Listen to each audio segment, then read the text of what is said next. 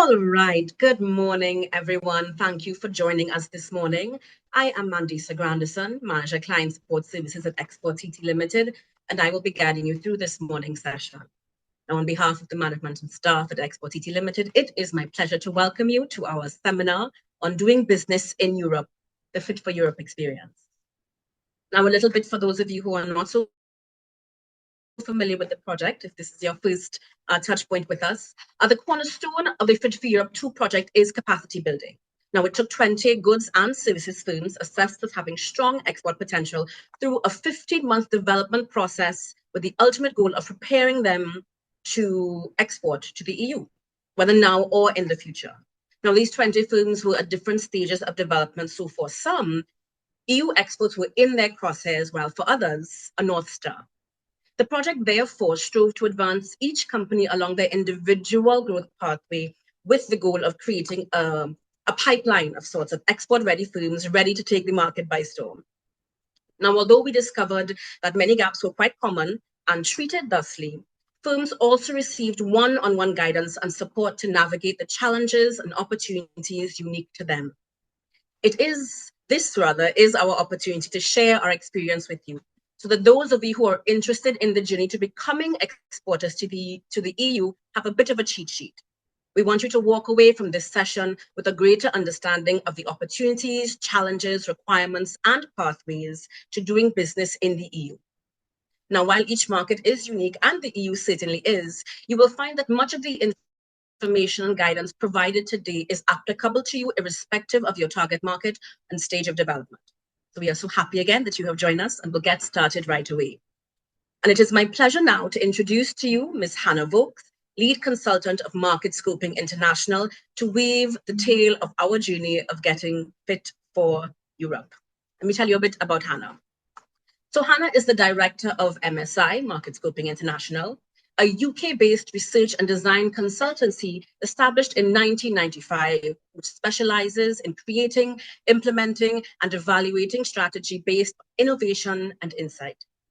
Hannah started her career at CV Associates, followed by RS Consulting, London, rising to the position of Senior Research Executive. Now, while at RS Consulting, she was a project manager for a range of research services to Hewlett-Packard, Xerox, Motorola, and the UK government, delivering qualitative, quantitative, and desk research projects in the UK and Europe, including Russia, Germany, Portugal, France, Italy, and Spain. So Hannah is very well versed in the EU and had a lot of value to bring to us. Now, while at RS, Hannah became an associate member of the Market Research Society, and she has worked on all of MSI's assignments since 2006 and took on the directorship and running of MSI in 2021. Hannah is driven by delivering tangible impact for clients through the development of innovative strategy and capacity building. Hannah, I hand it over to you. Thank you so much, Mandisa. Bear with me, I'm just going to share my screen for my presentation.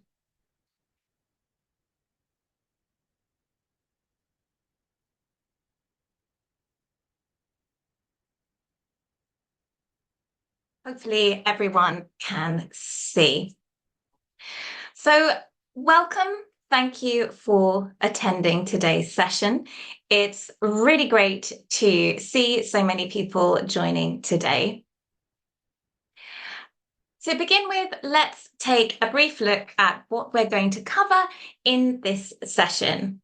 So we're going to start by looking at the opportunity Europe represents for goods exporters from Trinidad and Tobago. Then we're going to take a deep dive into the Fit for Europe 2 programme, looking at how the programme unfolded, the support the companies participating in the programme have received in terms of capacity building to prepare them to reach our markets of focus, and why.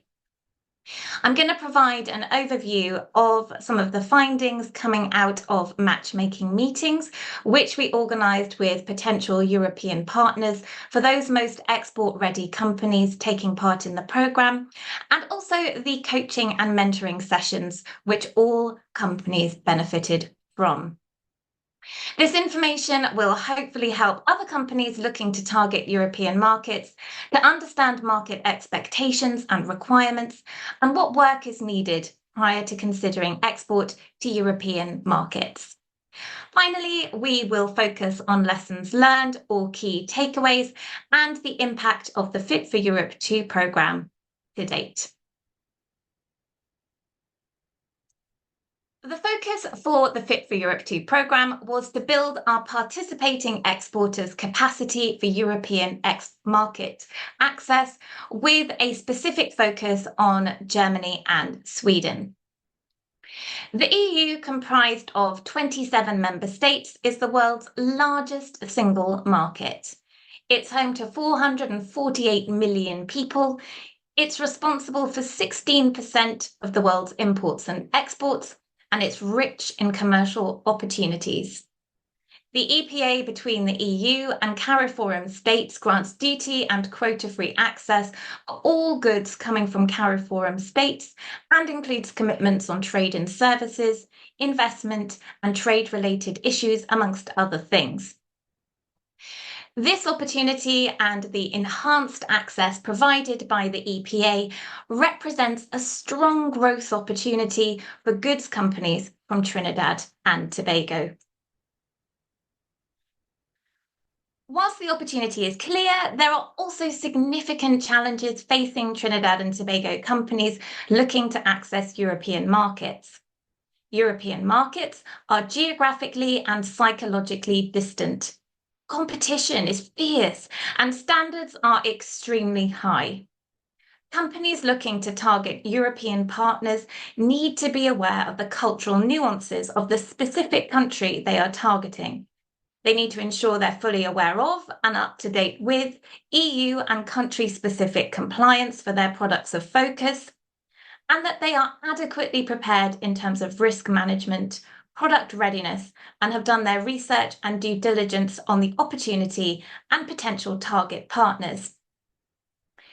Whilst the European market is harmonised in many respects, each member country has its own identity, its cultural norms, its quirks, its opportunities, and its challenges.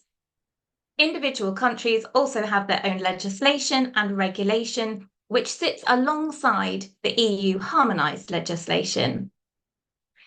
Companies looking to target these markets need to be export ready, smart, and strategic with contemporary business models. In a market focused on quality, smart specialisation is key. It's of vital importance that companies are targeted and they're specific. Companies that succeed in the EU have absolute clarity on who, when, where, and how. They focus on outputs, not activities. They understand the power of partnerships, the importance of persistence. They're prepared and they're able to adapt, to respond, and to provide solutions to problems and opportunities. They are focused and have passion and drive. They need to build trust with partners and customers and adapt to markets. They can't expect the markets to adapt to them. Over the last 4 years, since the Fit for Europe 1 programme, exporting has changed. We've seen a period of export innovation, demographic change, new business models creating a new playing field, a situation where large and small companies have much greater reach and connectivity. But the harsh reality is that whilst there's increased opportunity, there's also increased global competition to succeed in EU markets, and more demanding and discerning European partners. Drivers of change include sustainability, both environmental and economic, virtual platforms, the phenomenon of micro-multinationals, the third generation of BSOs and exporters, and the dynamics and new opportunities created by cross-border clusters in Europe. As I've said, the focus for the Fit for Europe 2 programme was on European market entry, with a specific focus on Germany and Sweden. We're going to take a quick look at each of these countries to provide you with an overview of the opportunity before we look in more detail at the Fit for Europe 2 programme itself. So firstly, Germany. Germany is a country of contrasts. It's home to mountain ranges, castles perched high above wide flowing rivers, and extensive forests which cover 33% of the country. It's a country with a strong focus on nature, renewable energy, and conservation. It's also the industrial heartland of Europe. 7.5 million employees worked in the manufacturing sector in 2020. That's more than the entire population of Denmark.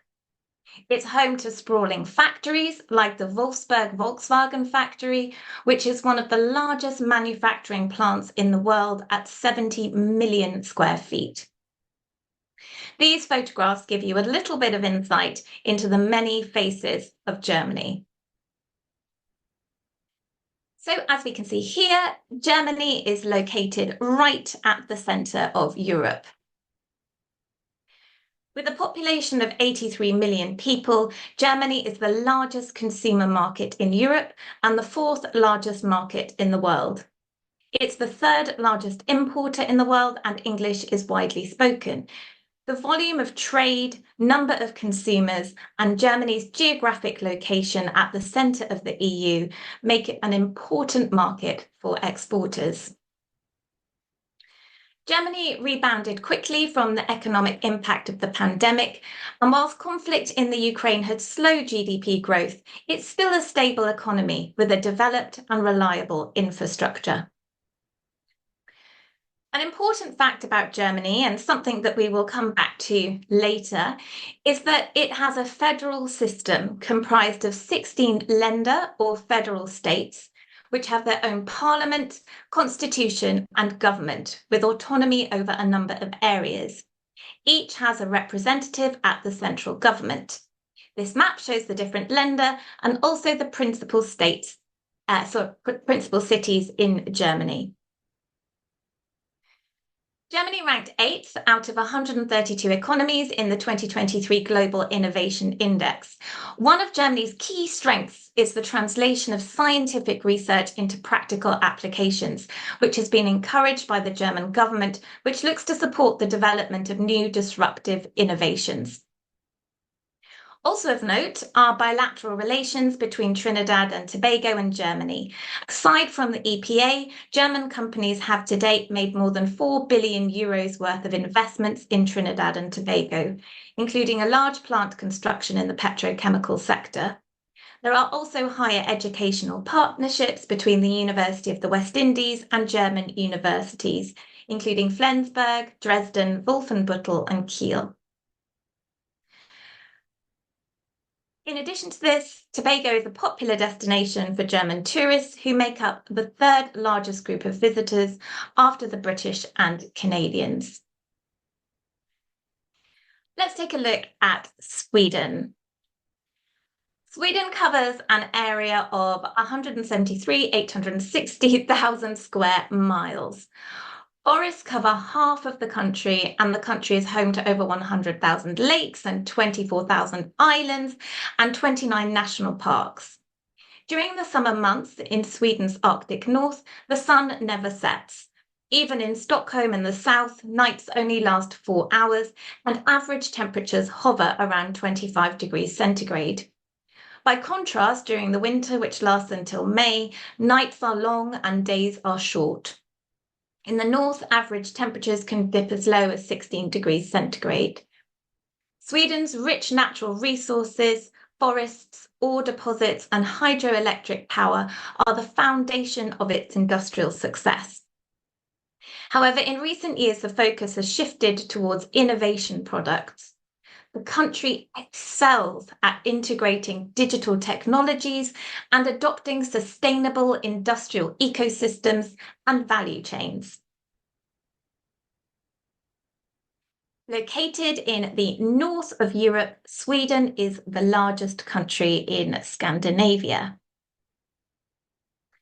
With a population of 10.42 million, Sweden is also one of the least populated countries in Europe.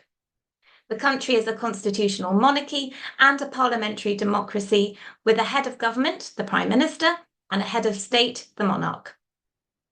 Public-private partnership is at the centre of the Swedish model, developed by the Social Democrats, who have governed more or less continuously since the 1920s. Sweden is one of the most innovative, competitive, and transparent countries in the world, with few barriers to entry. In 2022, Sweden was ranked as the fourth most competitive country in the World Competitiveness Rankings. Sweden has high taxes and a generous welfare programme. Its economy remained relatively robust during and after the coronavirus pandemic. However, it's currently going through a period of economic contraction due to high inflation. The most widely spoken foreign language in Sweden is English, which is spoken by 90% of the population. While Sweden is a member of the EU, it's not adopted the common currency, and so Sweden's currency remains the Swedish krona. Sweden's principal cities are pinpointed on this map. Sweden is an environmental pioneer. Around 60% of Sweden's national energy supply comes from renewables, and legislation has been passed to reduce greenhouse gas emissions further. The Swedish government aims to be fossil-free by 2045, using 100% renewable energy sources. The country is also a centre for environmental research, and it's emphasised that green growth can drive transition through technical innovation. Sweden ranked second out of 132 economies in the 2023 Global Innovation Index. It's a powerhouse of innovation in Europe, and this is partly due to the close cooperation between the business sector, academia, and government. The government has an innovation agency called Vinnova and is investing significantly in innovation infrastructure. Sweden has bilateral relations with Trinidad and Tobago through the EPA. So that's just a very brief introduction to the German and Swedish markets. I'm going to be providing you with a little bit more information on doing business in Germany and Sweden as we look in more depth at the Fit for Europe 2 programme. I'm going to talk a little bit now about the Fit for Europe 2 programme. The aim of the Fit for Europe 2 programme was to work with 20 Trinidad and Tobago goods and services companies to develop their export readiness for European markets, with a specific focus, as we've heard, on Germany and Sweden, now for the most export ready, and into the future for those just starting out on their export journey or currently focused on regional or nearshore export. And the aim of this was to be done through a capacity building programme. It was expected that women-owned and led and micro and small and medium-sized enterprises should be well represented amongst the cohort. Our goal was to help the participating companies to develop in a long-term sustainable way, to provide them with the necessary training, tools, and confidence to approach and grow into new markets long beyond the time constraints of the programme. So, how did we select the companies participating in the programme? Export TT received over 100 submitted applications from companies wishing to take part in the programme. From these applications, a shortlist of 40 was formulated. We then undertook individual interviews with the shortlisted candidates in order to narrow down to 20 selected companies. The companies were selected based on rigorous assessment, which looked to identify companies with demonstrated commitment, competitive edge, track record, growth potential, capacity, fit with programme objectives, current or potential fit for European markets, and that all-important factor X, attitude, energy, and ability to drive growth. The selected companies were segmented into 3 tiers, and we're going to be talking about these tiers throughout the presentation, so it's important just to cover these briefly now. MSI's 3-tier model for company export classification is progressive, it's differentiated, and it's inclusive. Each company was assessed and segmented in terms of their level of export readiness for European markets. Tier 3 companies are young but proven companies with internationally appealing products and services, yet to develop significant, consistent, established export, regionally or internationally. Tier 2 companies are experienced in exporting regionally, but have the potential to grow in wider international markets. And Tier 1 companies are those international exporters who are already internationally competitive. Our goal in the programme was to progress companies in each tier to move upwards to the next level or levels, depending on their individual goals, ambition, and capacity.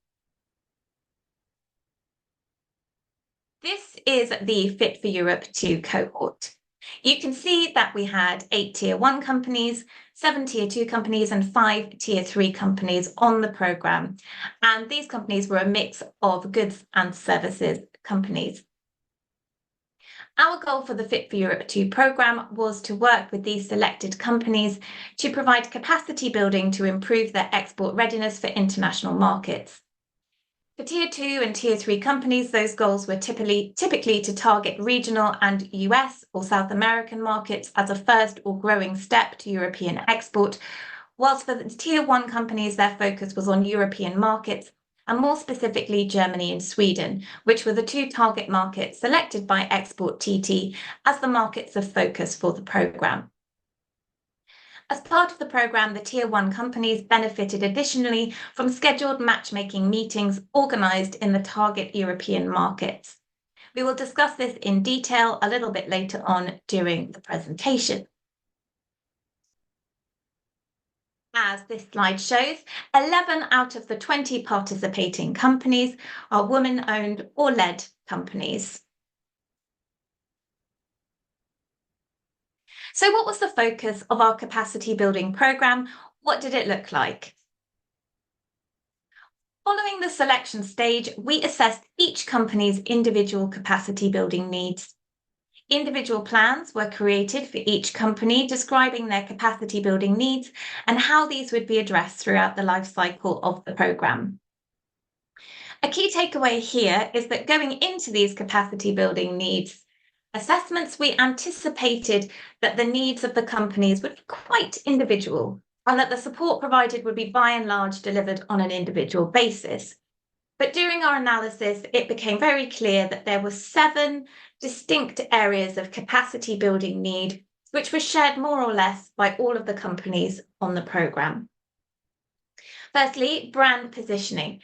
All of the companies needed to undertake work around brand positioning and brand story. A significant challenge for all of the companies looking to target European markets is a lack of brand recognition in the non-diaspora space.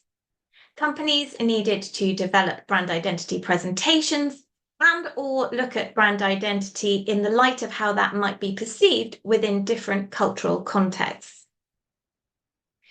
The development of overarching and market-specific strategies for export. So in terms of risk management, having a robust strategic export plan in place is essential. All companies needed to develop or update or articulate their overarching export strategy before moving on to develop individual strategies for specific markets of focus.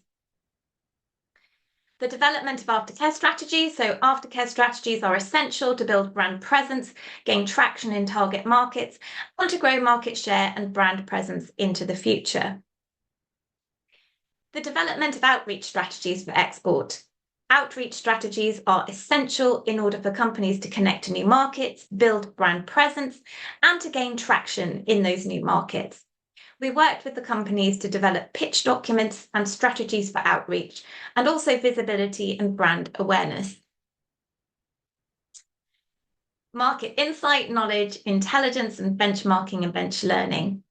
For all companies looking to target European markets, Undertaking research and gathering insight and intelligence is directly intertwined with market access success. All of the Fit for Europe 2 cohort identified this as a key gap and need going into the programme. Risk management. So exporting involves significant investment, both financially and in terms of time and commitment. It's essential that all companies approach export with a risk management mindset. Whilst it's impossible to eradicate risk, it was extremely important to us to focus on steps that companies can take in order to minimise that risk. And so we undertook a capacity building intervention, looking at ways risk could be mitigated against when approaching European markets.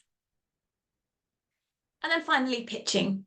We undertook a group workshop on pitching and connecting to European partners based on cultural nuances and positioning. Following this, in preparation for the mission meetings, the Tier 1 companies were asked to practice their pitch on 4 members of the MSI team and were provided with feedback on their approach.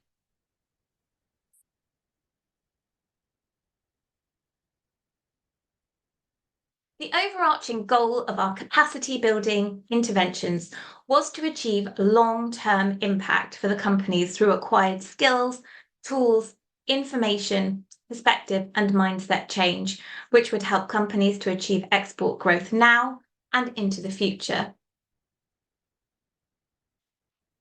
To address the areas of shared capacity building need, group workshops were organised on each topic and follow-up tasks were set for the companies to complete.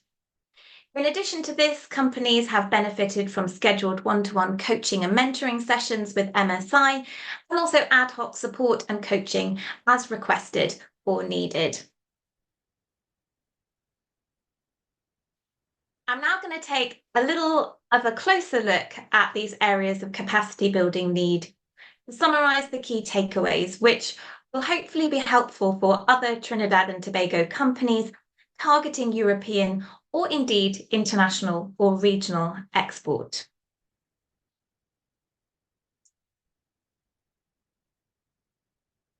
As we've already touched on, throughout this programme, a running theme has been the importance of adopting a risk-managed approach to export. Export involves significant investment in terms of time, personnel, and financial input. Some exporters do just dive in, they take risks, and they work it out as they go along. But get it wrong, and the long-term consequences can be significant. It can set back export efforts, and it can cause damage to your company and its reputation. Entry to new markets always comes with risk. New operating environments, new consumer profiles, cultures, business practices, legal frameworks, and costs of doing business, to name a few. These shouldn't be seen as barriers to entry, but in order to mitigate against these risks, it's essential for all exporters to adopt a data and fact-based risk management strategy, which has been developed taking into consideration due diligence and market testing. Companies need to enter the export process with their eyes open to pursue export in a considered, thought-out way based on a risk-managed approach. The starting point for those new to export or to an export market is evaluation. There are some key questions companies need to ask themselves. Are your goals realistic? Are you ready? Do you have the resources and the commitment to support export activity? What are your skills and knowledge gaps? How are you going to overcome barriers to export in terms of language difference, currency exchange, cultural difference, securing payment in a timely manner, and delivery cycles? These questions need to be addressed prior to export and then continuously reassessed, because markets are also continuously changing, presenting both new opportunities and risks. Companies need to be open and objective. Your strengths will come from acknowledging your weaknesses and finding solutions to address them. We've already touched on the importance of research and insight in doing business in new markets. It should go without saying that in entering or thinking about entering any new market, research is key. In an increasingly accessible world, it's easy to make the mistake that we understand other countries and how they work, particularly if you're targeting territories you're already familiar with or have strong links to. Assumptions, however, can lead to costly errors and missed opportunities. When considering any new market, it's essential to look at it with fresh eyes. Do your research to critically review and assess the fit with the potential export destination based on facts and data and not feelings. Research and analysis will help you to understand if there's a potential fit for your product or service and how it should be positioned. The same research may also bring to light new opportunities which you'd not previously considered, and also help you to understand and to respond to consumer tastes and differences in terms of your offer. Finally, understanding cultural differences is crucial to pitching products and services in an effective and appropriate way, and to make sure your messaging is right. The feedback we've had from the companies participating in the programme is that the information provided on Europe, Germany and Sweden in terms of market insights and cultural insights was one of the most valued areas of capacity building during the programme. There are 4 key areas where research and insight plays an important role: market insight, competitor insight, customer insight and partner identification. During our capacity building, we looked at each of these areas in detail, providing relevant information on Germany and Sweden and identifying where companies could access this information for other markets of interest. In terms of generating market insight or an overview of a new geographic market, we encouraged companies to undertake a market survey or profiling of the target geographical market. We've had a look at some of this information earlier in our country profiles on Germany and Sweden, but this profiling should include, as a minimum, geographical data, including key cities, time zone, currency, information on the country's political system, the economy, demographics, so population size and distribution, regulation, compliance, quality standards, packaging and labelling requirements, tariffs and taxes, ease of doing business and distribution networks, areas of strength and innovation, existing trade agreements and support organisations. These were all key areas where companies felt they had knowledge gaps, particularly around compliance, packaging and labelling. Because of this, I'm going to take a little bit of time here to look at some of the information provided during the programme, as I know that for many listening today and participating in this webinar, this information is going to be of interest. In the EU, it's a legal obligation of organisations to comply with all export regulations and compliance requirements that are relevant to the jurisdictions where they do business. It's essential to have a full, granular understanding of the regulations and compliance requirements that relate to the export of your goods to your target country as early on in the process as possible. Failing to do so can be costly. Once you do understand the necessary requirements of the business, don't stop there. Ensure that all staff are up to date on the regulations and obligations, maintain an audit trail of export compliance certification, and finally, stay ahead of the curve. Make sure you're aware of incoming compliance regulation and that you have adequate time to prepare for it. Don't rely on partners in country to keep you up to date on this in a timely way. Some partners might be proactive in terms of keeping you updated, others less so, but ultimately, it's your responsibility. There are, of course, specific regulation and compliance which must be adhered to depending on sector or European market of focus. But I'm going to run through some of the general regulation and compliance you should be aware of when exporting to Europe. In order for products to enter the European market and move freely around it, they must meet requirements which have been harmonised amongst EU members by common EU legislation. The export process involves acquiring the following documentation: the single administrative document, which is the common import declaration form all EU member states.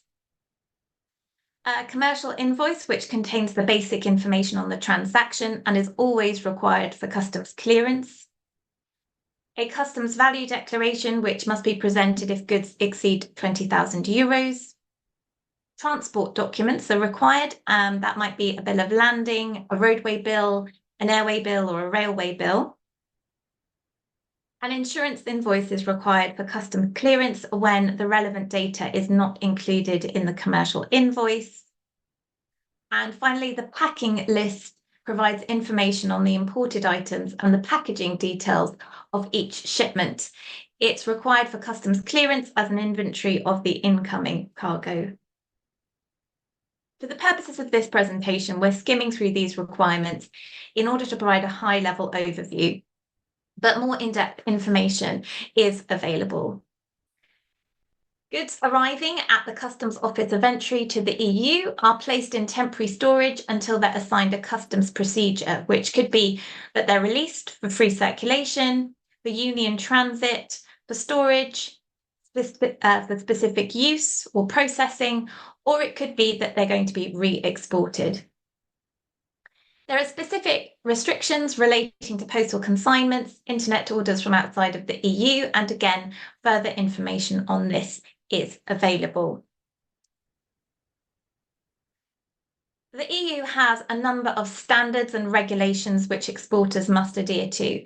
There are individual quality standards set for some specific products and services, but all products on the EU market for consumers, including all products that provide a service, must comply with Directive 2001/95/EC, which protects consumer health and safety.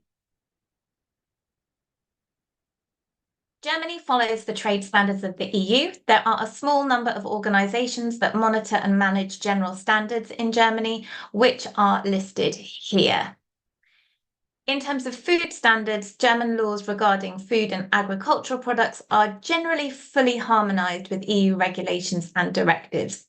The Food Commodities and Feed Code states the objectives of German food law and prescribes food safety and health protection rules, labelling requirements, inspection and detention rules for suspect food, and apply to both domestic and imported food products. This is managed by the BVL, who are responsible for monitoring compliance with German food regulations, risk management, and the formulation of administrative rules to implement laws related to consumer health protection and food safety. Sweden complies with EU legislation on general standards. The Swedish Standards Federation is responsible for managing the registration of Swedish standards and approving standardization bodies in Sweden, and standardization is undertaken by 3 accredited bodies: the SIS, the ITS, and the SEK. Another key area for compliance in the EU is sustainability. For companies approaching or looking to approach European markets, I cannot underestimate the importance of demonstrating and articulating a commitment to environment, sustainability, and personal and social responsibility. In the shifting dynamics of the European business landscape, it's vital that Trinidad and Tobago exporting companies are able to point to and demonstrate their ethical standpoint and commitment to green and social responsibility issues. The EU's Green Deal has been proposed in response to climate and environmental challenges. It's an integral part of the UN 2030 Agenda and UN Sustainable Development Goals. It establishes the EU's ambition to be an international leader in the green transition. It puts sustainability at the heart of EU policy making. Its purpose is to cement the values of sustainability throughout the EU, requiring that all EU action and policies must work towards the sustainable future of the EU. Now, the implications of this are significant.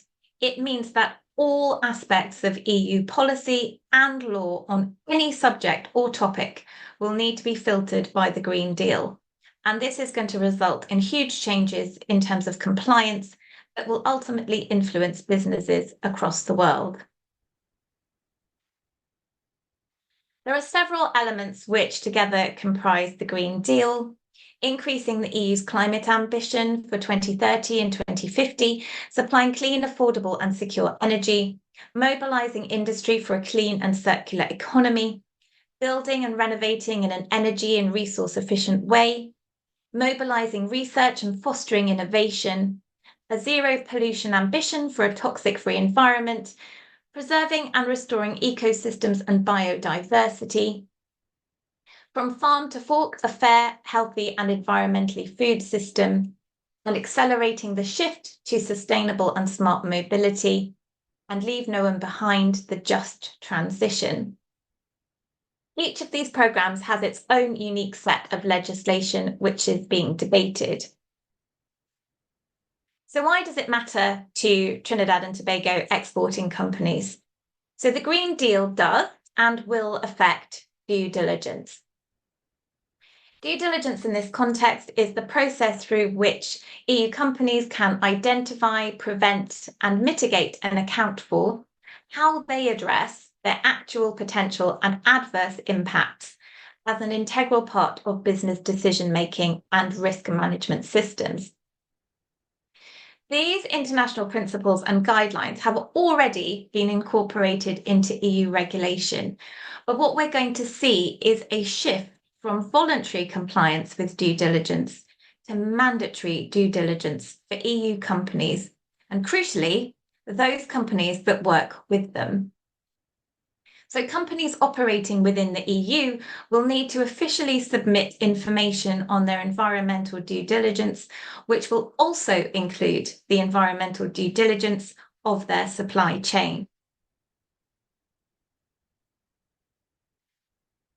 There will be opportunities for companies because of the Green Deal. The global demand for environmentally sustainable products and services will increase. European partners are looking to build relationships with companies who have adopted demonstrable sustainable practices. But it's important to be transparent and able to back up any claims.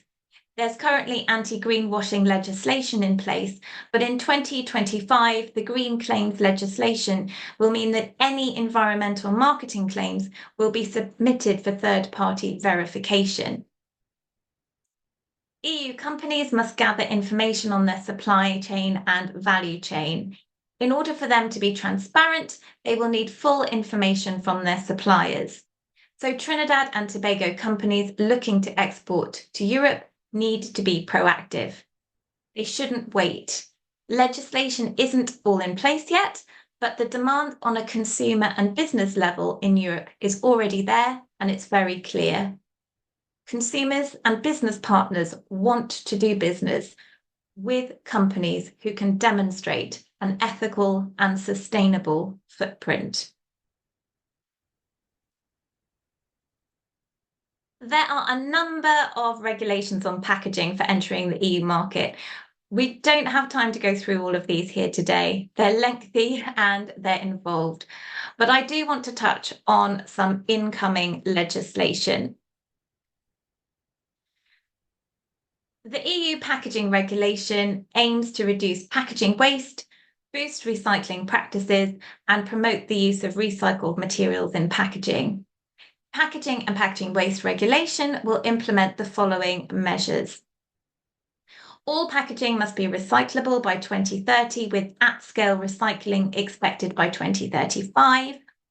By 2030 and 2040, new plastic packaging must incorporate recycled materials to contribute to a circular economy. This is being introduced in phases. So, for example, all PET plastic bottles being sold in the EU need to be comprised of 25% recycled material by 2025 and 30% by 2030, with the ultimate goal of 65% by 2040. To promote reuse and refill, so certain types of packaging must be reusable or enable refill options by 2030. Some forms of packaging will face bans to reduce waste. There will be a 15% reduction per capita in packaging waste, which is being targeted by 2040 compared to a 2018 baseline. The importance of being aware of and adapting to EU incoming regulation was highlighted during one of our matchmaking meetings with a large distributor. This distributor had a gap in their portfolio.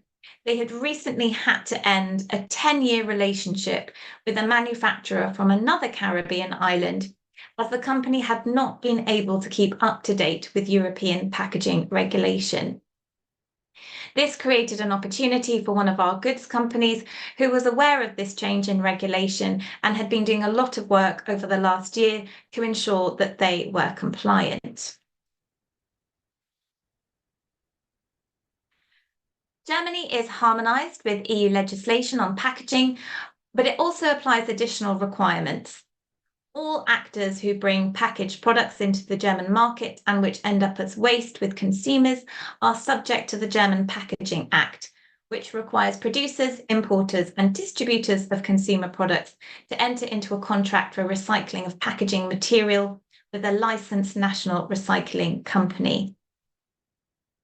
In Sweden, the government have adopted a change in the producer responsibility regulation for packaging, which became effective in 2023. These changes mean, amongst other things, that if your company imports packaging or a packaged product into the Swedish market, or from a country other than Sweden, sells a packaged product or packaging to a final user in Sweden, by law, you are an obligated packaging producer and have a financial responsibility to ensure that the packaging is collected and recycled. 4 types of packaging are covered by the law: consumer packaging, group packaging, transport packaging, and service packaging, which is filled at the point of sale. Single-use plastic packaging, such as plastic bottles, cups, and food containers, have more requirements and prohibitions. Single-use cups and food containers using polystyrene are prohibited.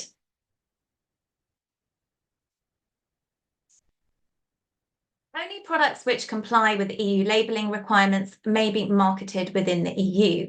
These labelling requirements have been put in place to protect consumers' health, safety, and interests. The EU labelling requirements set out by the EU are lengthy and vary depending on your product of focus. But again, more information is available on this.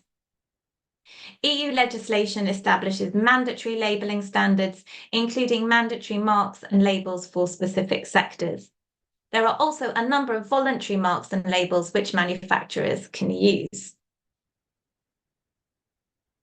In Germany and Sweden, labelling requirements are generally harmonised with EU rules, but products sold or imported into Germany must be labelled in German, and products imported to Sweden must be labelled in Swedish. Multi-language labels and illustrations are allowed. Often, actually, English is also used on packaging to give an international feel to a brand. Many larger distributors that we've spoken to are happy to sticker products in the short to medium term until companies are assured of order size and can produce labels in specific languages. Although non-mandatory, the green dot recycling symbol is found on all products sold in Germany.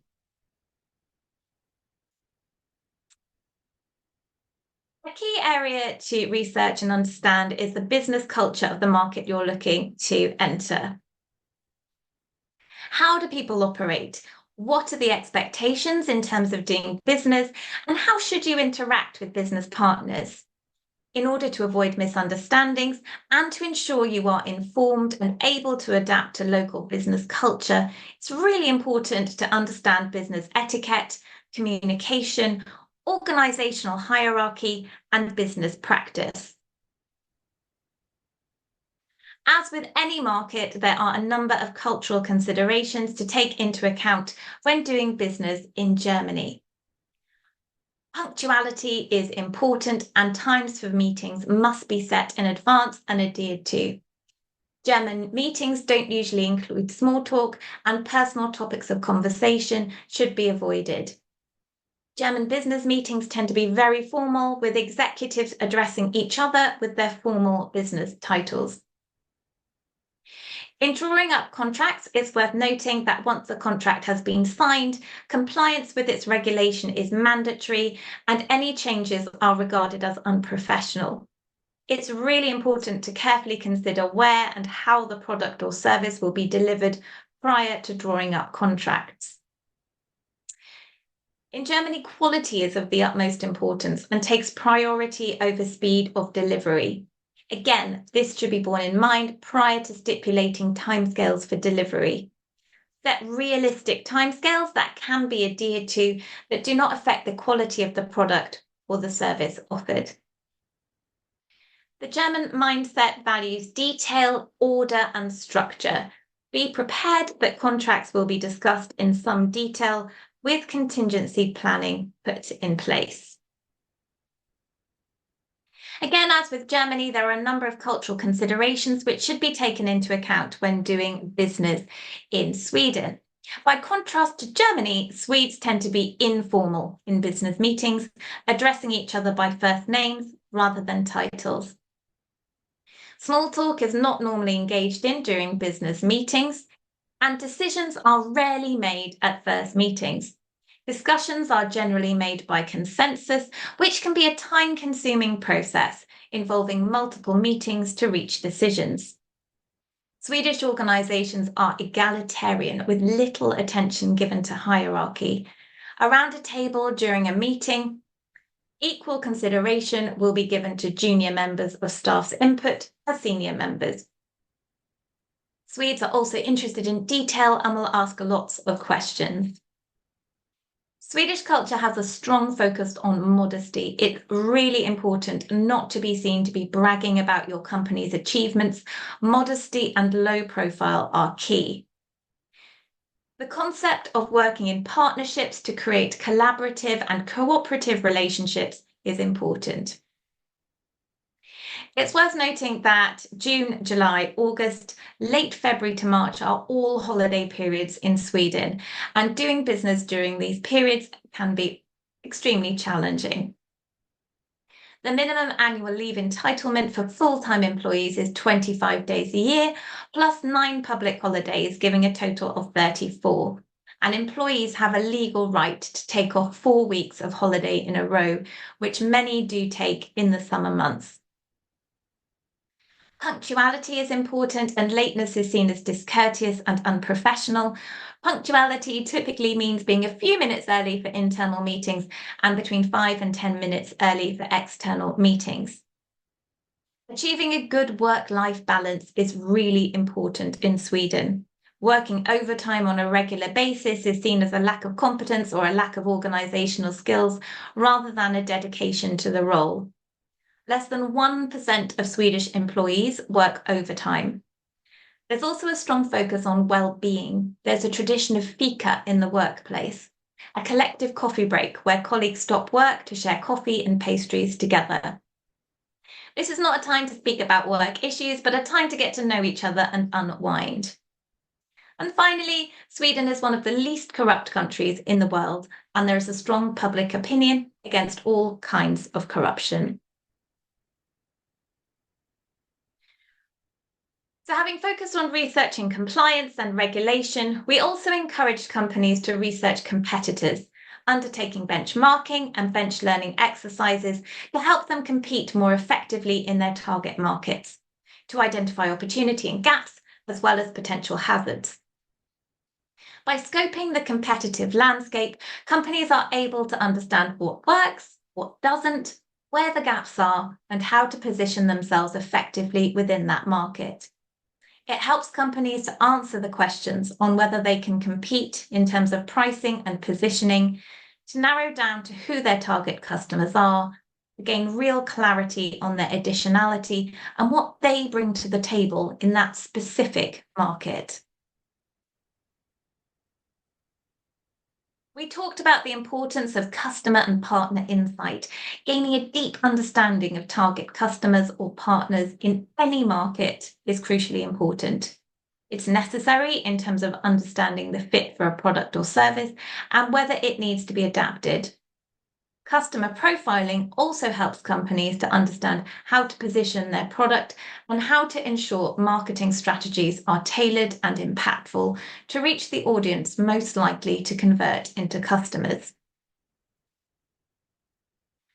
Finally, and a really important one, research and insight plays an enormous role in identifying potential partners. We looked at how companies can identify and connect to potential partners in Germany and Sweden, including chambers of commerce, trade associations and business councils, business support organisations, online research and external support. It's also extremely important in undertaking due diligence on potential partners which have been identified.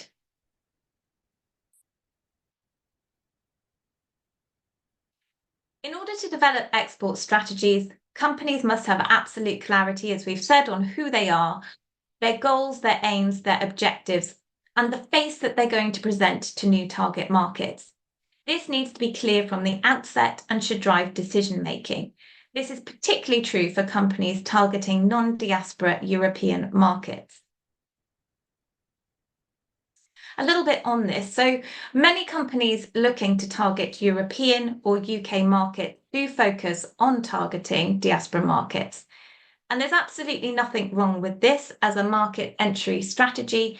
In fact, in terms of risk management, it can be a really good starting point. But even for companies whose plan is to target diaspora markets in the first instance, their strategy should account for and plan for the next step.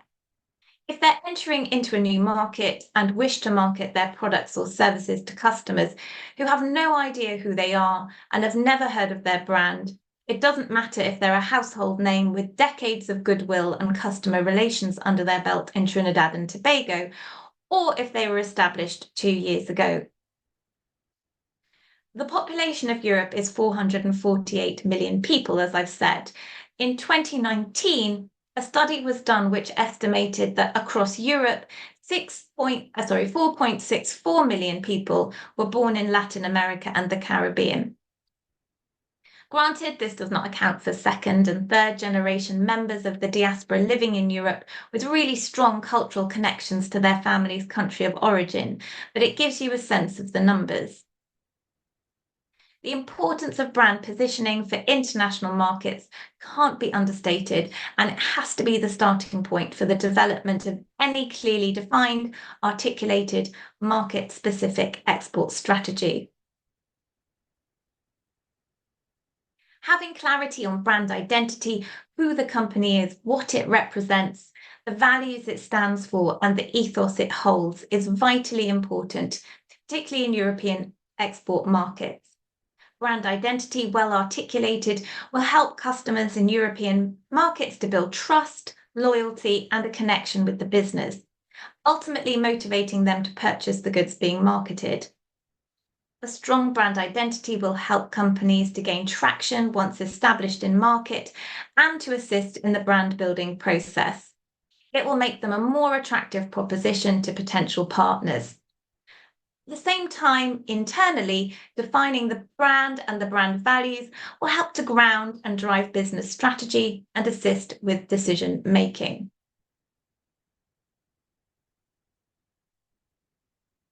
Again, I'm not going to go into too much detail here, but brand identity should stand on 4 key pillars, which are company purpose, value proposition, ethos, and personality. In identifying and articulating these 4 pillars, companies need to be true to who they are and what they represent. They must not position their company as something it's not, perhaps just to slot into an attractive niche market, because ultimately this is only going to lose them credibility and weaken brand. Brand identity is about authenticity. It's how the company wishes to present the brand to the world. And whilst the way this is conveyed might need to change depending on specific markets and cultures, the identity itself should be consistent across all markets. During our capacity building workshop, we drilled down into each of these elements, providing guidance to the companies on how to articulate and define their brand identity, and tasked the companies with creating a brand identity presentation, which was then peer-reviewed at a second workshop.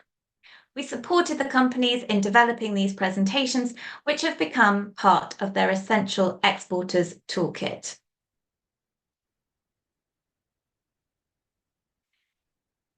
So export strategy development. Having an up-to-date, articulated, overarching export strategy helps companies to prioritise efforts, allocate resources, measure progress, and improves company cohesion.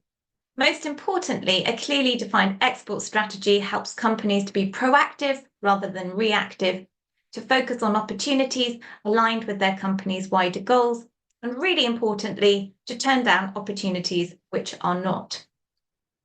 Having a well-developed strategy is essential for building long-term export growth. For all companies exporting or thinking about exporting to Europe, there's a need for a strategic shift in line with market changes driven by new business models, supply and value chains, and communication technologies, which are both enabling and disruptive. This environment requires a fresh approach, a new mindset, and a commitment to continuous design and development of export strategies, products, and services, with an increased focus on additionality, so the added value of products or services and how these are presented, and co-creation, new approaches to working with EU partners. Additionality and co-creation have become dominant themes in replacing the traditional exporter models, and more on these shortly. An overarching export strategy should articulate company goals, export goals, products and services of focus for export markets of focus, and a timeline for strategy implementation. Next, we focus on capacity building around developing market-specific export strategies. Each target geographical market a company is looking to build export relationships in should have a well-defined export strategy, which is regularly updated and shared with members of the team. These strategy documents should include market insight, a definition of the opportunity, identification of products and services of focus, market positioning, market entry strategy, logistics plan, financial plan, risk management strategy, aftercare strategy, and projected timelines and milestones. Companies should also identify partner and distributor criteria, which should be proactive in nature, thinking about the necessary attributes they require in a future partner and how they will screen potential partners, as well as how they want to work with potential partners in a mutually beneficial approach. The focus now in Europe is strongly on co-creation. The old model of seller-purchaser relationship has morphed into something more nuanced. Companies are seeking partners who they can build mutually beneficial relationships with. Of course, companies need to establish a financial strategy for any target market, identifying goals for sales, turnover, and profit, and allocating budget to export activity. They need to have a deep understanding of export costs and finance available to dedicate to export activity. A pricing strategy needs to be developed which takes into account currency shifts and variations, tariffs and taxes, logistics and insurance costs, IP protection, and any agency or partner fees, ensuring that pricing strategy will maximise sales in the market, is realistic, and of course will generate the required margin. And of course, payment methods and terms need to be considered. In any strategy, risk management needs to be taken into account with a focus on political risk, legal risk, currency fluctuation, logistics risks, and non-payment. Finally, market-specific export strategies should include a stage 3-year plan with identified milestones, targets and KPIs, which will allow companies to monitor, track, and evaluate progress.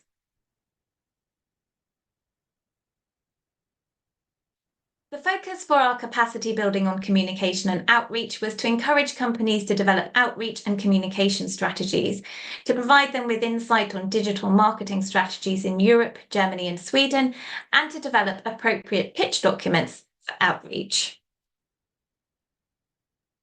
The rationale for developing strategic plans for communication and outreach is to ensure that messaging is consistent with brand, products, or services, that companies are able to effectively reach and connect to their target customers or partners, that outreach and engagement is focused on meaningful impact, and the objectives can be measured and evaluated. It's not enough to just formulate a brand identity. Companies need to develop a strategy to reach their target audience and to tell that story in order to gain traction in their target markets. For companies looking to target European markets, it's important to develop a suite of documents prior to pitch. A brand identity presentation, an overarching export strategy, market-specific export strategy, company one-pager, and a pitch presentation developed with a specific potential partner in mind. Most initial meetings with companies in Europe are likely to take place virtually, and it's important that companies are well prepared and have relevant presentations to hand. European partners like to see data and facts visually presented. One of our goals for the programme was for all companies to develop a company one-pager. This is exactly as described. It's a single A4 page that encompasses what a company does and or what a particular product the company has developed can offer. It's a snapshot into the business which can be attached to an initial contact email to prospective partners, allowing time for potential partners to quickly understand the business, the offer, and whether it could be of value to them to pursue the contact further. The document should be simple, clear, and take no more than 2 or 3 minutes to read. It should be visually simple, yet appealing, combining text and visuals, and be approachable. Here we have Carib Brewery and RHS Marketing's company one-pagers by way of an example. Our final group workshop was on pitching and aftercare, looking at how to go about pitching to European markets with a specific focus on Germany and Sweden. We also covered the topic of aftercare, looking at how to grow relationships once established and into the future. One of the key learnings for the companies was to address the mindset that pitching starts and ends with the act of delivering a sales pitch. This is an extremely narrow and short-sighted perspective on the process, and one in which companies are unlikely to achieve success in European markets. Pitching is a process. It's the process of interacting with the potential partner with the aim of achieving or growing a business relationship. It begins with the very first contact, and in dynamic, successful B2B relationships, the process of pitching never ends. It's a continuum. In order to sustain and grow relationships, ongoing conversations about partner needs and solutions, innovations in their product portfolio should continue to take place after a business relationship has been established. In terms of the pitching process, there are a number of key steps, which you can see here. We looked at all of these stages in detail. What I want to emphasize to you is the importance of considering cultural nuances and etiquette. And again, we spent quite some time looking at the cultural differences between Germany and Sweden and business etiquette in both countries to ensure our participating companies were clear on the different approaches required in each country. This was important because getting this wrong could close the door to prospective partners who represent growth opportunities. A key learning is that it's very important that companies do not attempt to sell in European markets. Companies should be assured and confident in their product and avoid marketing language. Facts and data are extremely important. This is what will speak to companies and impress them. In developing your pitch and your presentation, you need to be deliberate and precise. Marketing spiel, flowery language will not go down well in European markets. Companies need to understand as well that no decisions will be taken in a first meeting, and partners will be put off by an overly pushy approach. Companies should aim for meetings to flow like a conversation, not a presentation, although a presentation should be prepared, but this should be fit within or be followed by a conversation. The aim of a first meeting should simply be to open a dialogue. Our final focus was on aftercare in terms of capacity building. Once companies have established a foothold in new export markets, the key to continued and lasting success is the proven and demonstrable ability of exporters to retain and develop the client base through progressive, responsive, and effective client aftercare plans. Client aftercare plans differ from client management. There's some crossover, but client management focuses on fulfilling the contractual agreement you have in place with that client, and aftercare relates to growing and developing that relationship further. Client aftercare has always been a feature, often the defining characteristic of successful exporters. Sales to existing customers remains the predominant source of growth in exporting to international markets. The goal for international exporters should be to develop long-term sustainable relationships with partners, which continue to grow and develop over time. A recent study has found that on average, long-term relationships established in the first year of exporting to a new geographical market account for more than half of export values 9 years later. This implies that successful growth in an export market is explained by exporters' ability to retain and expand key relationships established in the first year of activity in that market.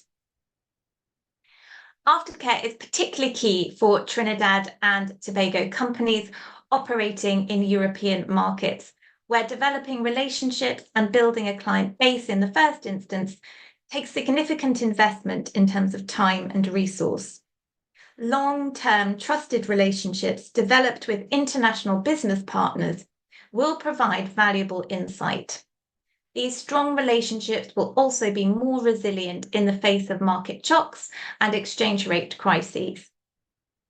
Businesses with whom companies have a symbiotic relationship will, more often than not, want to work with them to weather those storms. Each aftercare program is unique and there is no set formula, but companies should think about how they will work with partners to support growth in market. It might be sales activities, marketing and promotional events, or the development of their offer based on market feedback. They need to think about how they can support their export partner to win business, retain business, and grow business. It's not enough just to sit back and see what happens. They need to work with their partner to help drive that process. So that was a brief or not so brief overview of the capacity building programme for the Fit for Europe 2 cohort. In addition to the capacity building programme, Tier 1 companies benefited from researched and organised matchmaking meetings with potential partners and key industry contacts in Germany and Sweden, with the goal of assisting them in furthering their strategic plans for export to Europe. There was unfortunately a delay in this process, which led to challenges scheduling company meetings, as we then found ourselves looking to book meetings during the summer holiday period in Germany and Sweden. As we've seen, July and August are challenging times to do business in these countries, as many take significant periods of annual leave during this time, and so key business decisions are not being taken during those summer months. For this reason, we were given an extension to the project, meaning that the programme is now due to close at the end of this month rather than the end of August as originally proposed.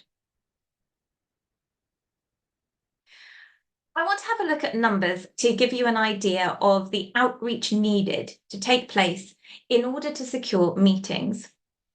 By way of an example, for one of our companies, MSI reached out to 144 companies in Germany and 117 companies in Sweden, all of whom represented a strategic fit. We received 47 emails demonstrating no interest in the company, 4 companies who have added the company to their potential supplier database, and 200 non-responses from our initial email outreach. 10 B2B meetings were scheduled and have been extremely fruitful. But I'm highlighting these figures because it's indicative of the challenge companies generally face in terms of outreach to prospective partners and the time, the persistence, and the resilience that's required to achieve meaningful connections. There have been some great outcomes from the company meetings to date. A contract offered, potential contracts being discussed, a number of potential distributors going through internal checks by our companies before moving to next steps, offers to speak at conferences and events, discussions of cross-border collaborations, exchange programs, the potential to become a European body ambassador for Trinidad and Tobago. One of our fashion companies is preparing for a fashion show in October in London to launch their European market entry, and many relationships have begun and will continue to be built upon. We are, of course, in the early stages of seeing where these business relationships will develop and grow to, and the true assessment of their impact will be in the months that follow the programme. Whilst there have been positive outcomes from the matchmaking meetings, there has been some constructive feedback which needs to be highlighted for goods companies. Firstly, it's important to note that the Tier 1 goods companies are all food and beverage companies, and so our feedback here relates specifically to this sector. We've seen that there is a clear opportunity for differentiated niche products with a story to tell, and for products which have strong branding and positioning. Whilst we saw a clear opportunity for bean-to-bar chocolate and alcoholic beverages, overall we did not see the level of interest in the food and beverage companies we would have hoped for. As we've discussed, Europe is an accessible but highly saturated market. World foods are popular, and there are a wide variety of world food products readily available. Most large supermarkets have a world food aisle containing a wide variety of products.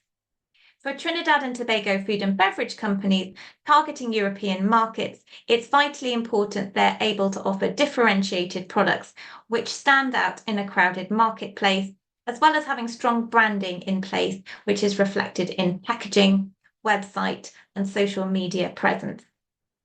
We had feedback from a number of prospective partners that some products and packaging requires further development in order for it to be marketable to European consumers.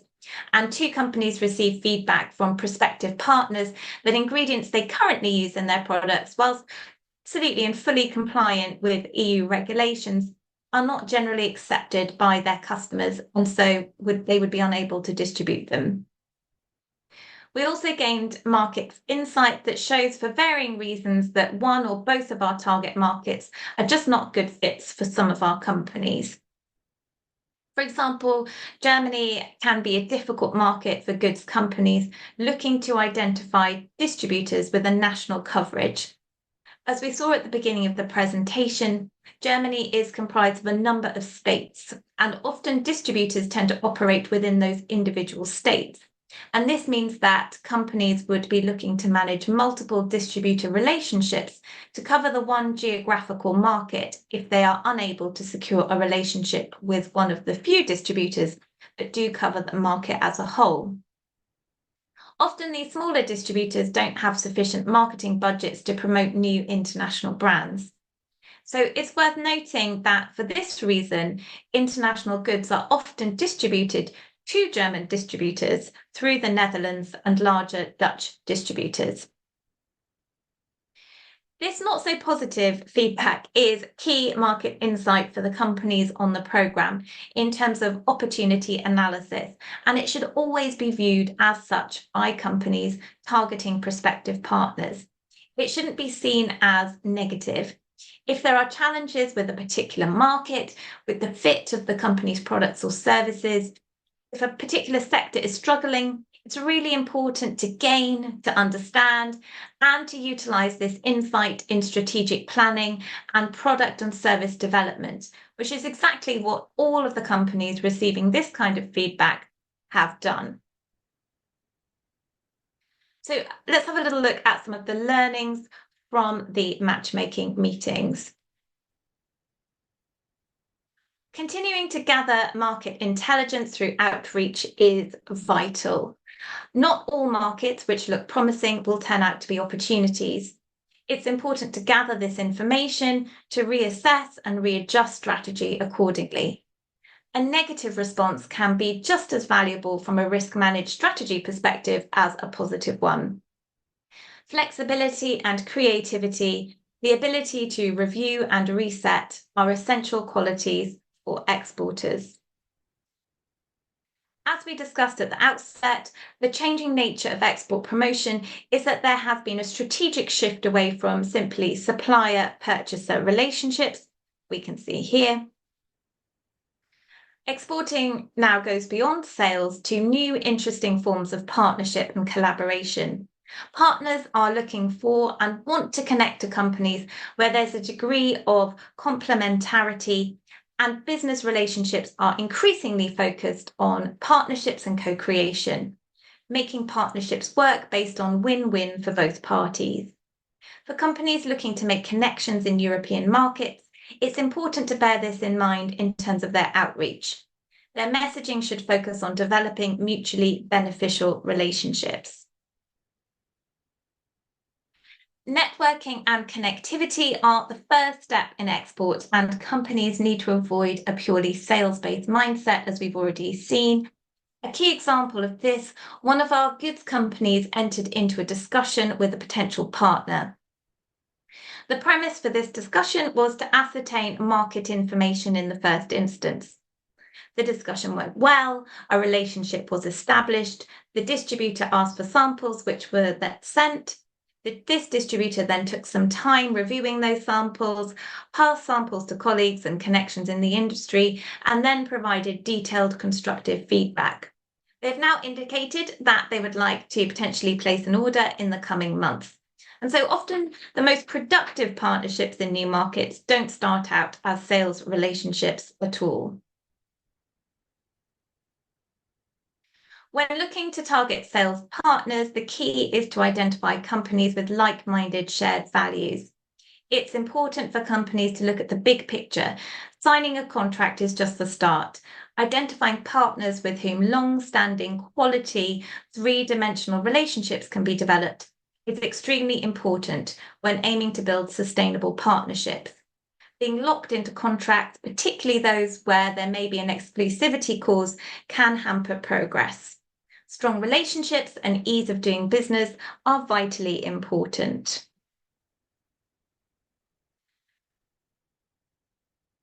Aside from the capacity building workshops and matchmaking meetings, all companies have benefited from scheduled one-to-one coaching and mentoring meetings with MSI. During these sessions, we've been able to assist companies to develop their exporter toolkits of export documents, to discuss export opportunities and steps to export growth, and export strategy development. We provided feedback on packaging, websites, product development, and infrastructure development to support export growth. We have assisted a company in an EU-funded bid application, provided guidance for multiple companies in terms of trade show preparation, provided market research insight on markets outside of the initial scope of the project. We've sat in on a meeting with a potential export partner who approached a Tier 2 goods company and provided feedback on the opportunity. We've provided our perspective on other partnership opportunities and also been in a position to organise meetings for 2 Tier 3 companies to support their export growth. We've spoken to all of the participating companies about next step plans to ensure that all companies have a clear sense of their next steps in terms of export development, whether that is a focus on national, regional, international, or European growth. As I've said, it's still early days to assess the long-term impact of the Fit for Europe 2 programme for the participating companies. But even at this stage, we're able to point to significant growth and development amongst the cohort of goods companies. We've looked at some of the outcomes of the matchmaking meetings, but it's also important to highlight the significant developments made by our Tier 2 and Tier 3 goods companies. A company has attended a sector-specific fair in the Netherlands, an event showcasing their products in the UK, and is currently negotiating potential partnership in Europe. They also have a meeting scheduled with a potential partner in the UK in the next weeks. Another company is preparing to attend Cial in Paris in October to showcase their products and gain valuable market feedback on their products of focus. Another company is currently well advanced in negotiating contract with a large retailer in South America. One company is pursuing export opportunities regionally following a successful trade mission. They're also looking to expand their operations, have got to the second round stage of a major grant bid, and have begun researching the UK market with a view to connecting to potential partners in that market. And another of our companies has begun discussions with the European-owned company to work with them to potentially become a future partner. They've undertaken a significant amount of work in terms of internal restructuring and development and are well positioned for future growth. As you can see, a lot has been achieved since the start of our capacity building programme 9 months ago. In fact, it's been a real challenge to encapsulate all of that in this presentation. At the outset of the programme, we emphasised to the participating companies that they would only get out of the Fit for Europe 2 programme what they put in. The growth that I have seen in terms of strategy development, mindset change, product development and future planning from our participating companies is a demonstration of their commitment, their drive, focus, and evidences the work that has gone into self and company development, capacity building and innovation. I'm so looking forward to following the progress of our Fit for Europe 2 programme participants over the next months and years, because I believe great things are in store. The opportunity for innovative and differentiated exporters in European markets is clear. It's not easy. Achieving regulatory compliance, understanding and adapting to cultural differences, achieving fit for your products and identifying like-minded partners can be and is challenging. But the programme has confirmed that there are opportunities available for innovative Trinidad and Tobago companies to create new export pathways and platforms in EU markets for innovative and specialised goods. Preparation and strategic planning are key. The Fit for Europe 2 programme has looked to engender a spirit of collaboration and co-creation. We held our final group session last week for the Fit for Europe 2 participants. This was a group sharing and mentoring session. The power of sharing experiences, both positive and negative, and learning from peers cannot be underestimated. Sometimes in business, there's a tendency to hold cards close to your chest. But I believe that together and sharing together, we are stronger. One of the key challenges for companies approaching non-diaspora European markets is a lack of visibility and brand recognition. Moving forward, I believe that there is a strong opportunity for Trinidad and Tobago companies to continue to work together non-competitively in the spirit of co-creation to build the visibility and strength of brand TT in European markets, to forge and create new platforms and pathways which can benefit all, as well as future generations of TT companies. Individual companies can work to build brand presence in European markets alone. What is clear is that working together as brand TT, Trinidad and Tobago companies have the ability to create a strong platform for future growth in European markets. Thank you.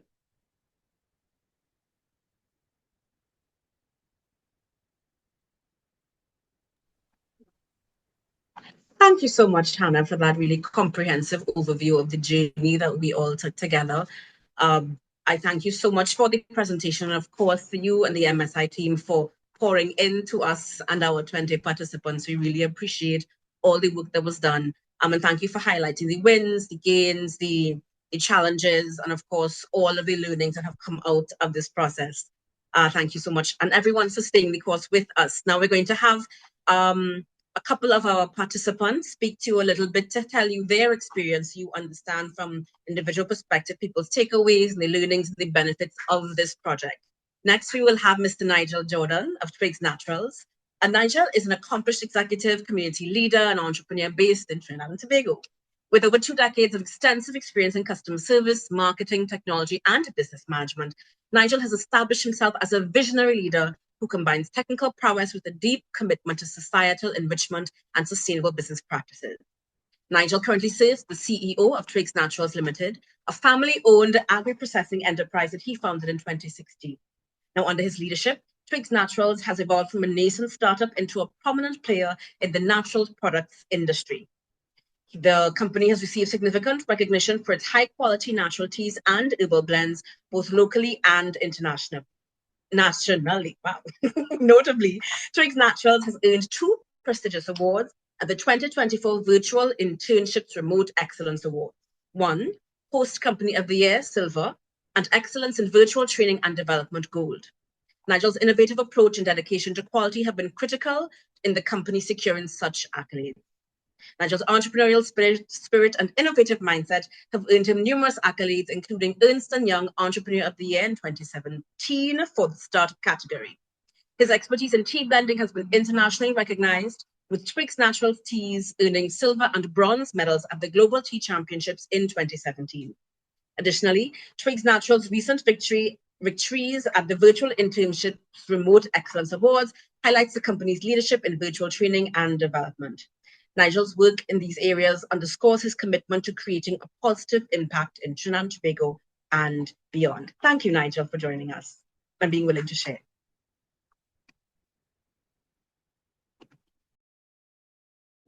All right. Maybe if I take off mute, people will hear.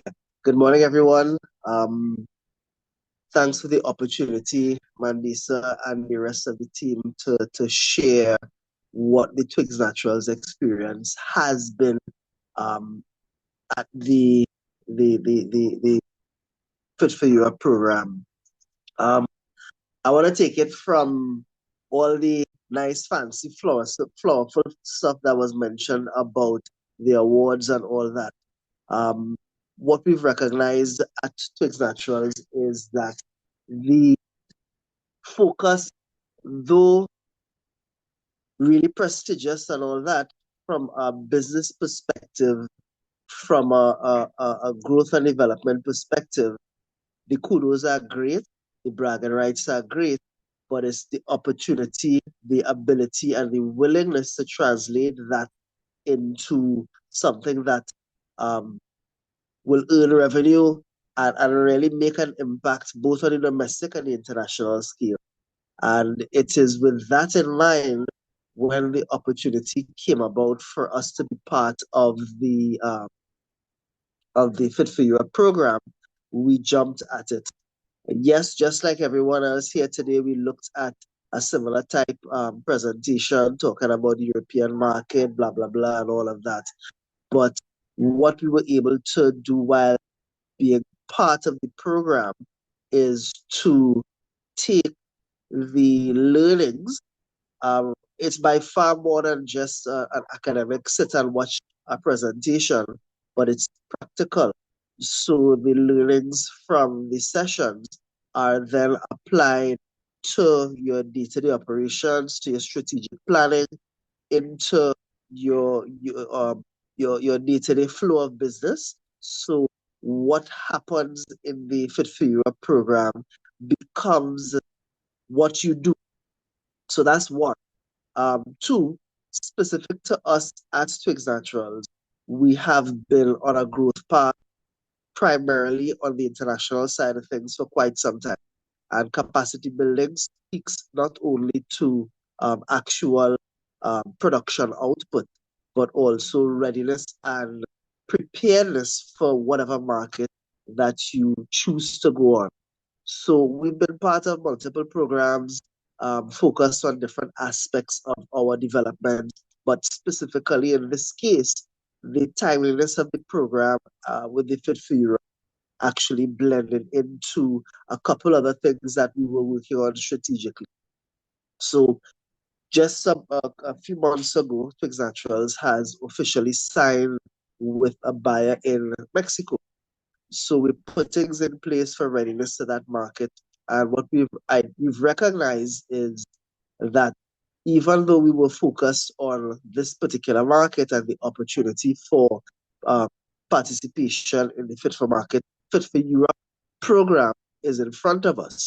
Working with Hannah and Clive and the rest of the Export TT team, we've been able to see not just development and assistance for the European market, but the development of our overall export thrust in general.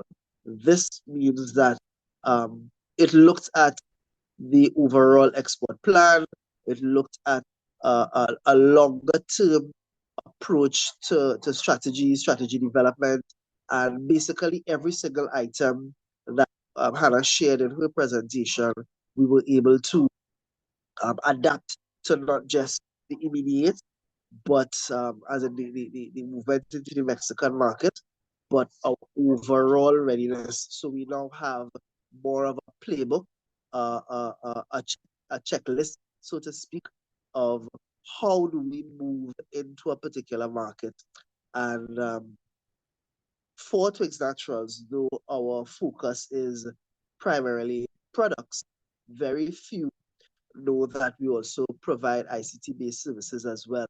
So it's being able to present the brand not only as a product provider, but also a product provider to a market, a service provider as well to a market that is quite mature and is agile as well. So we're able to present a very clear mindset moving into whichever side of the offering we are able to. And the third thing, what I find learning from the experience as part of the Fit4EU program is this great sense of community. So we have tier ones, Twigs Naturals, Farm and Function, in the tier two, YBMS, Biotech, tier two as well.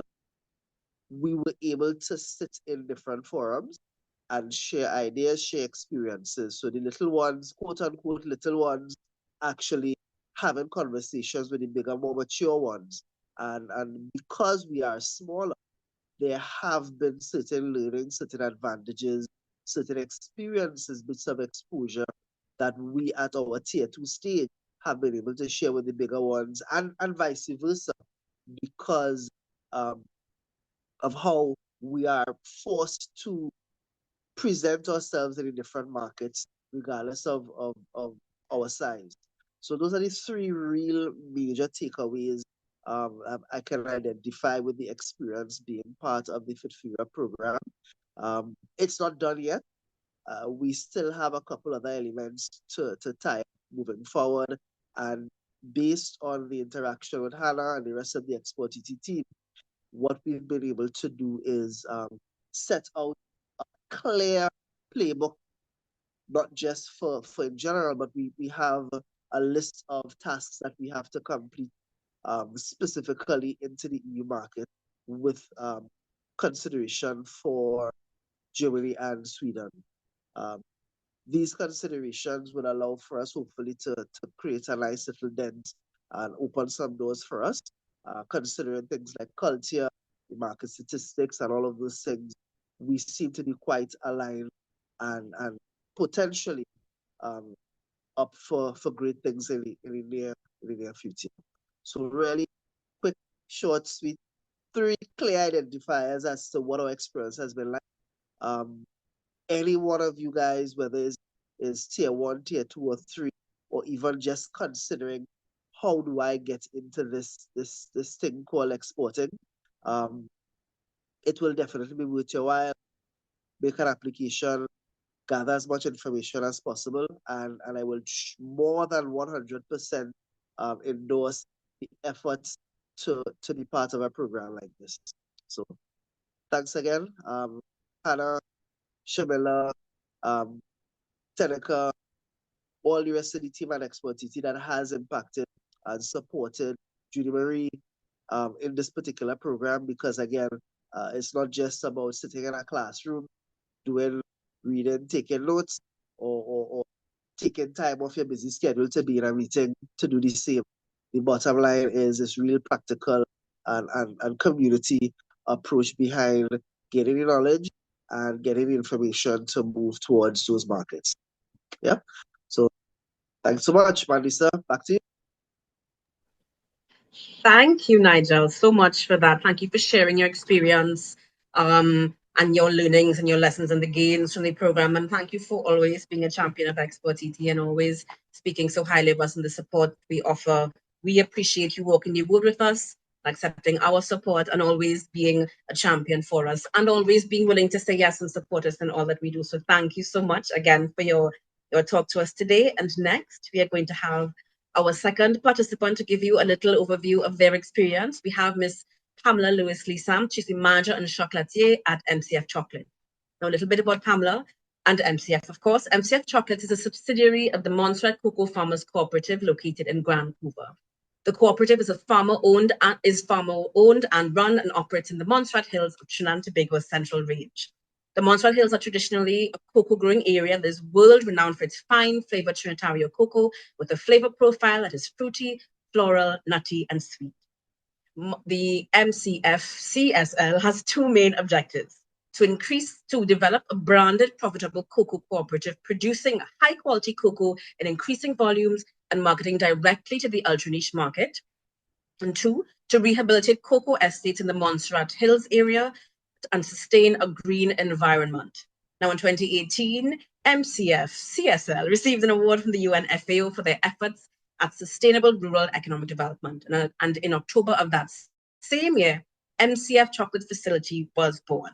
Now, Pamela is the manager of MCF Chocolates, and she's a trained chocolatier who's also a PCQI, and that is a preventive controls qualified individual. So she ensures that the quality of the products emerging from MCF Chocolates is top tier.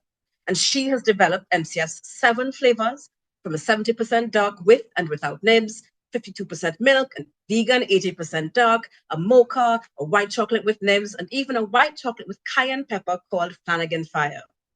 Montserrat is a key participant of this program, and Pamela has been so dedicated and so focused and has played full out. And we really look forward to hearing from you, Pamela, your experience with the project. Thank you so much. Over to you, Pamela. Thank you, Mandisa. Hello, everybody. Can you all hear me? Hello? Yes, we're hearing you clearly, Pamela. All right. So I'm the manager of MCF Chocolates, but I became the manager by default. Let me explain. My background is education. I never did business. My degrees are education. I used to be the oh goodness gracious. My last appointment was curriculum development specialist with the University of the West Indies. And prior to that, I was a teacher educator. So the thing is that having retired early, I wanted to do something different. And so I did this course in chocolate making. Lo and behold, when the Montserrat Cooperative decided to launch this new facility, the person who was in charge, who was supposed to take the reins, suddenly left because of some domestic issues. And so I had to take up the battle. I had no knowledge of business because, as I said, my degrees were education. But so I was just going along, doing the recipes, etc., etc. And the persons on the board were doing the marketing locally. But I felt that we needed to move on. So when this opportunity came for this program, Export TT's program, I jumped at it. And I have no regrets.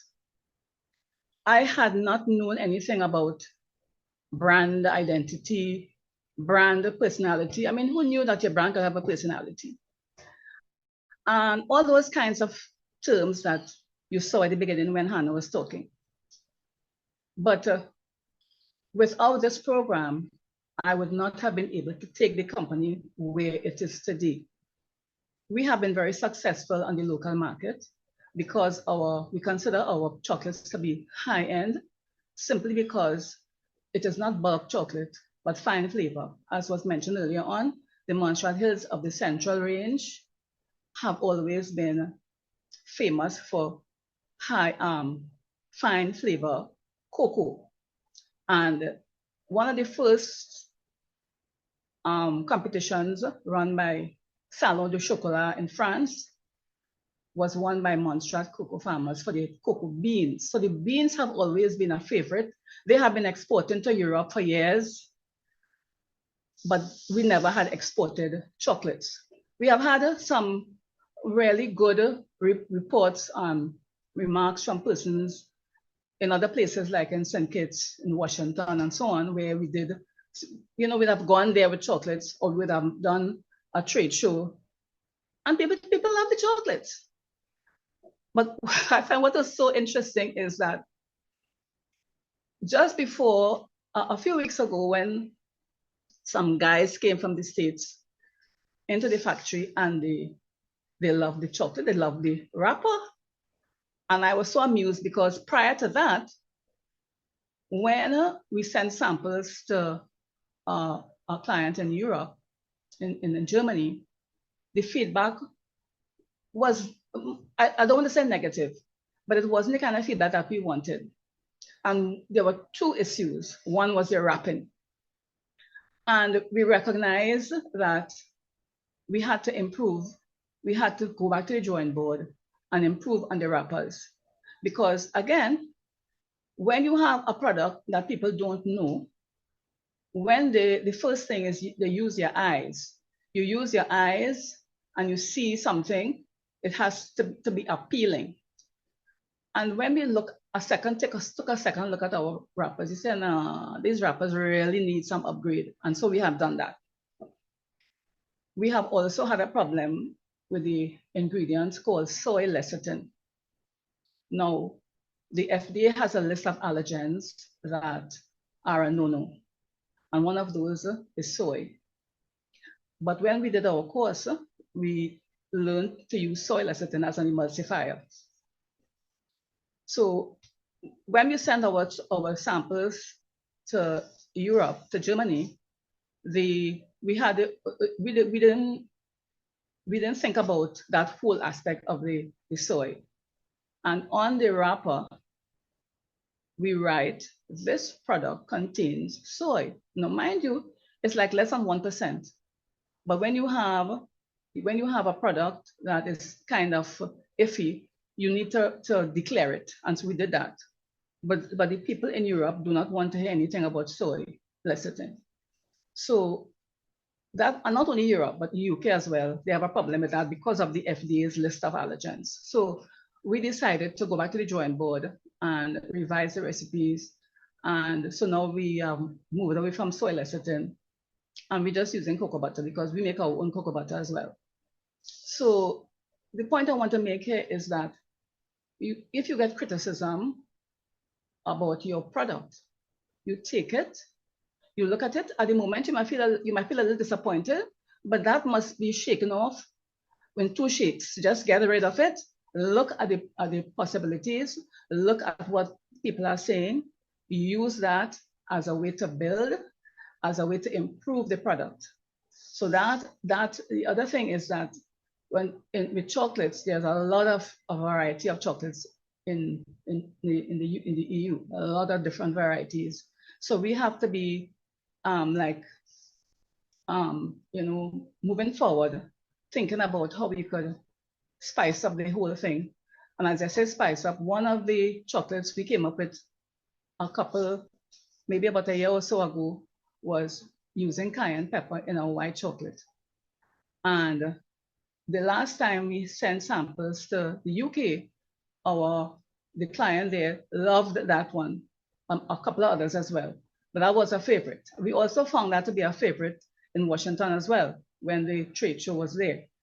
So the thing is that we must be willing to adapt, to modify our brand to suit the market that we are going in. Because if we want to enter a particular market, we have to go with it. We have to go with the flow. We have to know what it is the people are looking for, and then we operate to suit. So I just want to make that point. 2 points I want to make there. One is not letting disappointment, or what you might call not so favorable criticism, get in the way of your product and your mission. You use it, you look at it, you go through it, you see how you could adjust if you want that market, and you move on. And that's what we have done. We have also the last thing I did was doing a pitch deck. I had no clue what that was. As I said before, I had no clue about brand identity, brand personality, all those things. And the pitch deck is a very useful tool, which you will learn about, and that is to help to advertise your product, to explain it, to make it more attractive to the client. So that's the last thing I did, and I am happy with it. I think it's a wonderful tool. The other thing is that we have to look at is the pricing of our chocolates, of our product. Now, in our country, people who know Trinidad's chocolates, we have a lot of chocolate that are from abroad. We have a lot of like Hershey's and all those chocolates that we grew up with, the Cadbury's that we grew up with, and so on.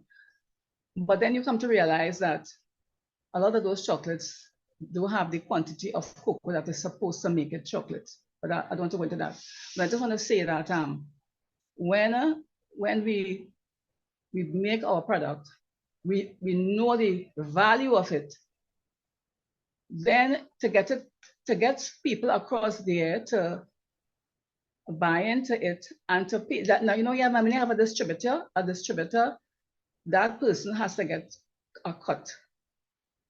And the thing is the pricing. So that is a little iffy thing that has to be discussed. The board members have to go to the drawing board and decide what kind of price they want to charge. Because when we had our first discussion with the person in Germany, she was talking about paying $2 to the people in Ecuador for their chocolates.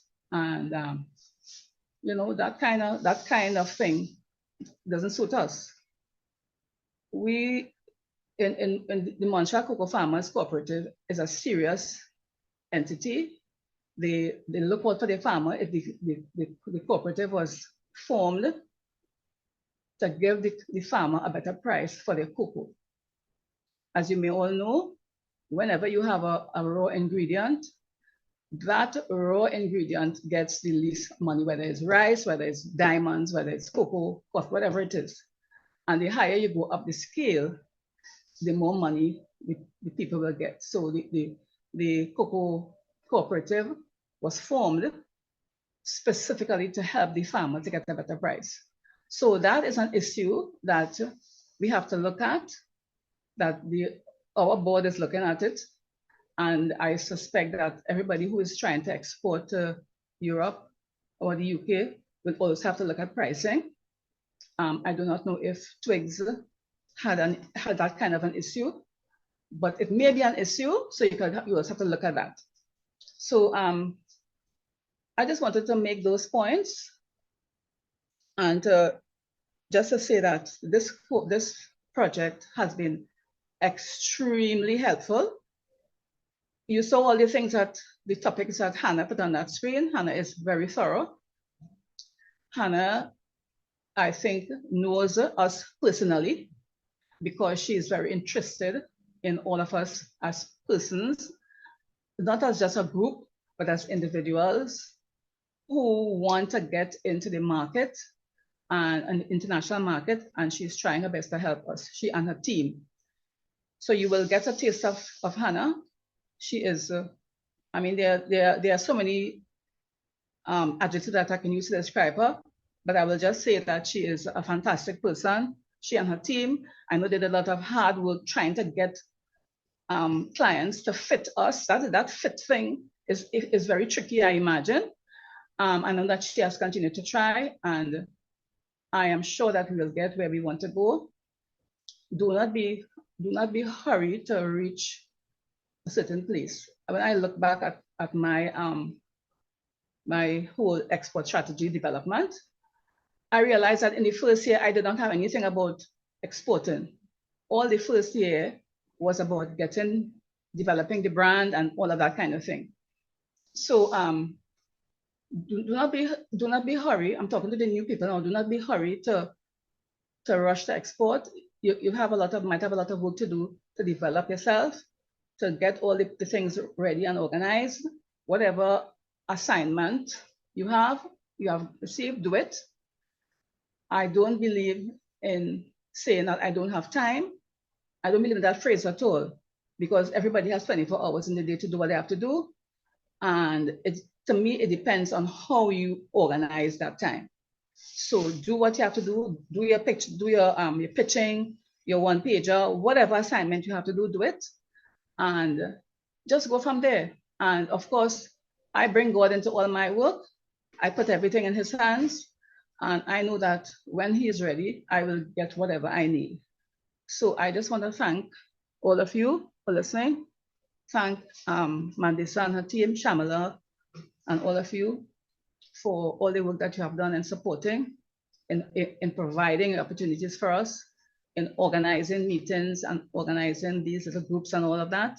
And of course, to thank Hannah and Clive and all the others in the MSI who we don't see. So thank you again, and I hope this has been helpful.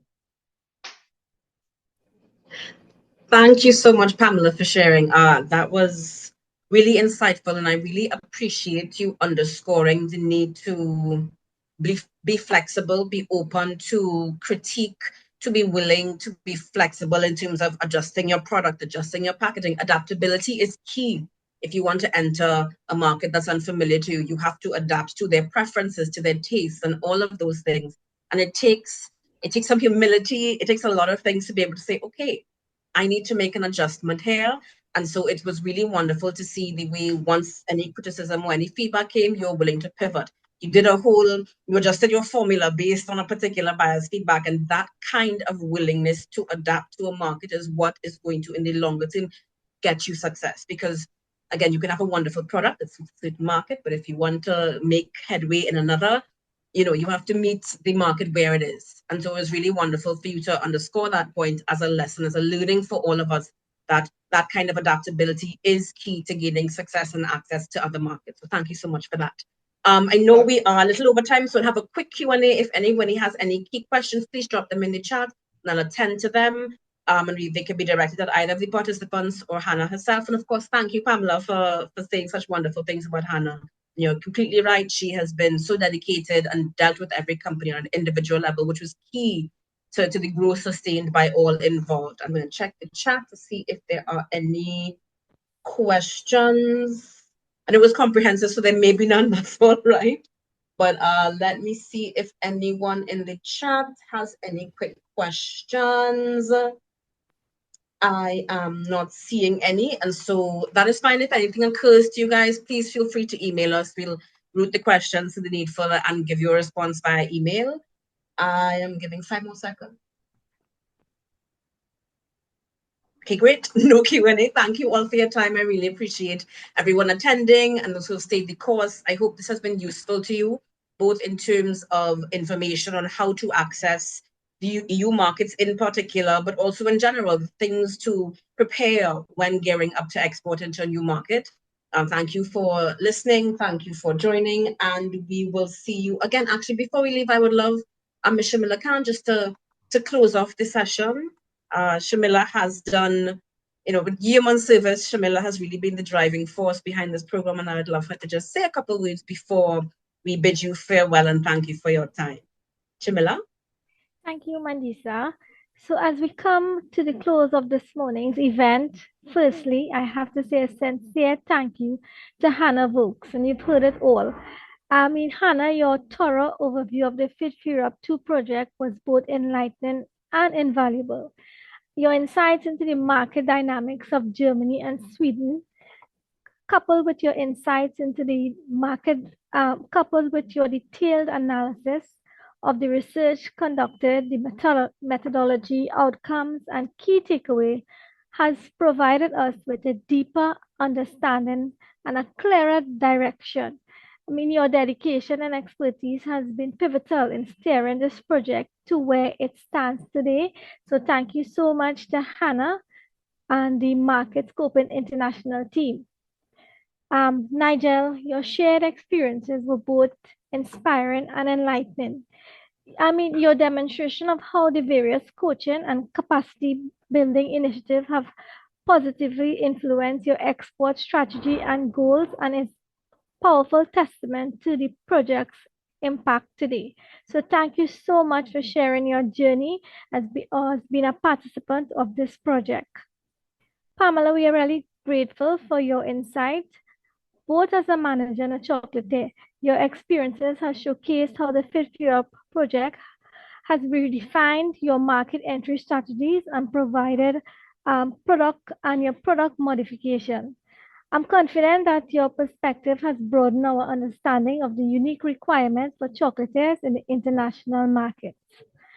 I would like to thank each of you, the participants, for your time, attention, and contribution to today's webinar. Your presence and participation has made the session meaningful and impactful, because without you, we would have no session this morning. I would also like to express our sincere gratitude to Mandisa for delivering the project's overview and guiding us through today's proceedings and the project as a whole. I mean, your efforts were critical in executing this event.